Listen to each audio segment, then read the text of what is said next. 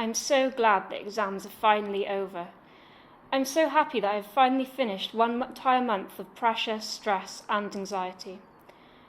I'm looking forward to finally having a good night's sleep, without dreaming of historical dates, maths equations, and how to conjugate a French verb. However, I just can't stop thinking about everything. I can't stop thinking about what I could have written down in the last 5 minutes of that history exam, and how I messed up that last maths question. Well, most of all, I'm scared about what comes next. Which university? Which job? Will I be doing something that I enjoy abroad?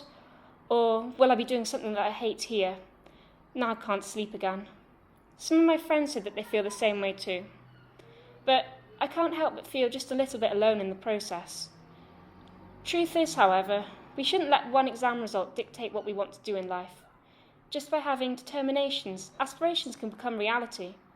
Yes, exam results will help you to achieve a goal, but don't let it define what you want your life to be like.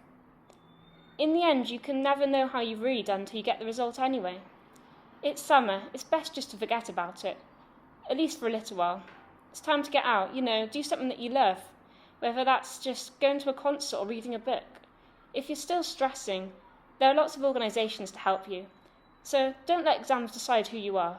Do what you want only by deciding who you want to be.